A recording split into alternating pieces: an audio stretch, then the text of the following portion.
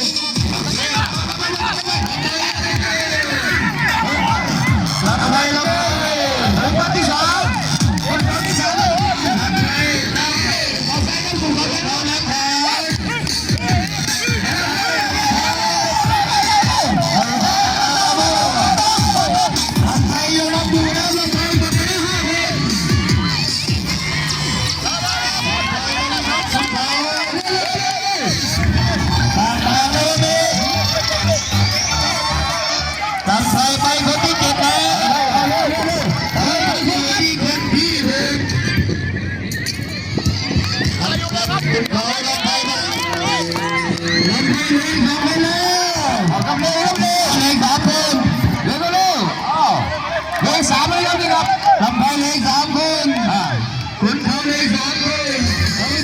3 คนเสร็จแล้วนะครับเสร็จแล้วนะครับเสร็จแล้วนะครับเสร็จแล้วนะครับเสร็จแล้วนะครับ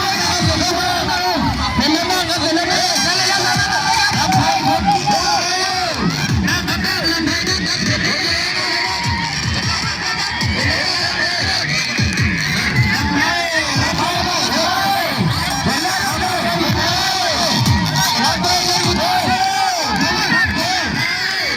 จแ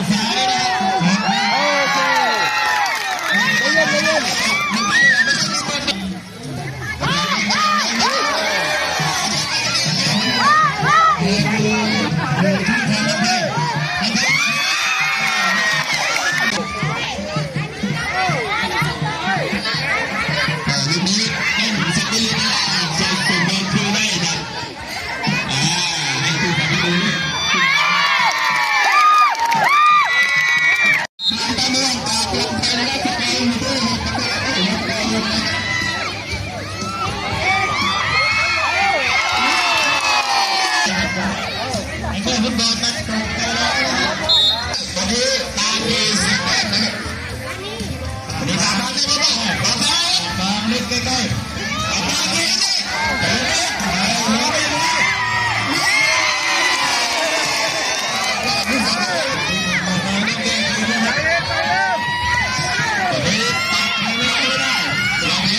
ว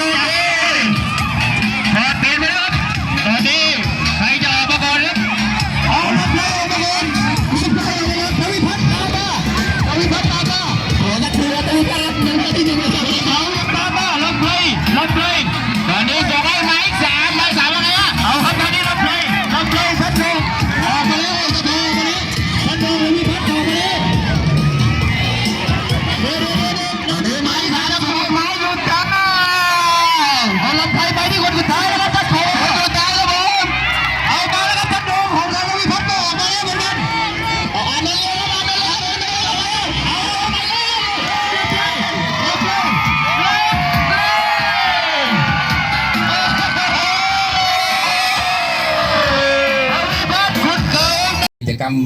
การแข่งขันวันครูนะครับแข่งขันกีฬาความปิติของคุณครูหลายๆท่านนะครับบัดนี้นะครับแล้วก็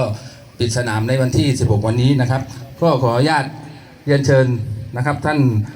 ผอ.ถนัดศักดิ์แสงโสภานะครับได้มอบรางวัลให้กับนักกีฬาเปตองชายครับ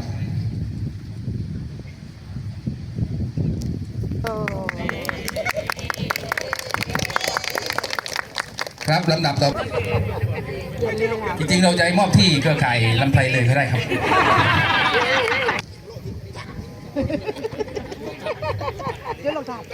จริงๆฟุตบอลชายก็ลำไพจะเอาครับปีนี้แต่ว่ากลัวเพื่อนเกลียดครับก็เลยเอาไปนึงครับอ๋อไปค่ะไปค่ะ